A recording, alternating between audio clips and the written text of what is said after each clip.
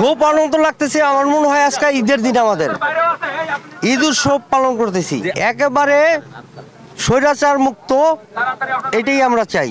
অনুভূতিটা অনেক ভালো। আমরা 17 বছর পরে এই আনন্দ খুশি নিয়ে এত সুন্দরভাবে আমরা আজকে আসতে পারবো বা আসতে পারছি, এটা আমরা অনেক গর্বিত।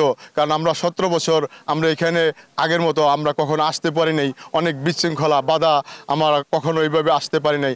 আজকে আমাদের এই তত্ত্বাবধায়ক সরকার, আমাদের এই ছাত্র সমাজ এই বৈষম্য বিরোধী আন্দোলন করে আমাদের সেই সুযোগ করে দেওয়ার জন্য আমি তাদেরকে আন্তরিক শুভেচ্ছা জানাচ্ছি। আগামীর বাংলাদেশ আমরা অনেক সুন্দর এবং ভালো, সুশৃঙ্খল, আইনশৃঙ্খলা সব কিছু যেখানে অনেক ভালো থাকবে, যেখানে মানুষ অনেক ভালো কিছু, এবং তারেক জিয়ার নেতৃত্বে আমরা যাতে এই দেশ অনেক সুন্দরভাবে করতে পারি, আমাদের সেই আশা আকাঙ্ক্ষা আমরা ব্যক্ত করতেছি। সুন্দর দিনে আজকে 17 বছর পরে আমরা সবাই আমাদের দলীয় কর্মী নেতাকর্মীদের সাথে নিয়ে যেভাবে আমরা আজকে আসছি, এটা আমাদের আসলে খুশির ব্যাপার।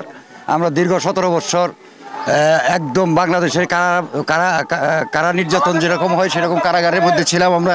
আজকে আমরা উন্মুক্ত হয়ে এসেছি। আমরা আমাদের তারেক রহমান আমাদের বাংলাদেশে আসবে, আমাদের নেতা, এই আশায় আমরা আছি যে আমাদের নেতা আসবে, নেত্রী সুস্থ থাকবে। আমরা জনাব তারেক রহমানের অপেক্ষায় আমরা আছি। আজকের এই বিজয়ের দিনে 1971 সালে বিজয় হয়েছে ঠিকই, কিন্তু 2024 সালের যে বিজয়টা, এটা আসলে আনন্দের, এটা আমরা খুব উপলব্ধি করি আনন্দের। তারেক রহমানের